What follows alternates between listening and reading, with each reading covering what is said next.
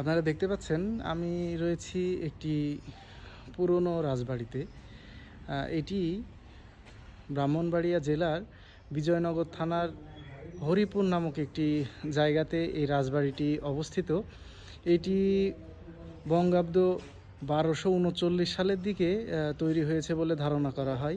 রাজা কৃষ্ণ চৌধুরী কৃষ্ণপ্রসাদ চৌধুরী নামক একজন জমিদার এখানকার, তিনি এই বাড়িটি নির্মাণ করেন এবং পরবর্তীতে এটি এখন বর্তমানে দেখতেই পাচ্ছেন প্রায় ধ্বংসাবশেষে পরিণত হয়েছে।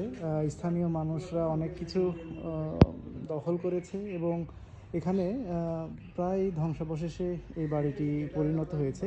এখানে বাংলাদেশ পর্যটক সংস্থা থেকে এখানে কিছু আনসার নিযুক্ত রয়েছে, যারা এই বাড়িটি সংরক্ষণের দায়িত্বে আছে এবং এটা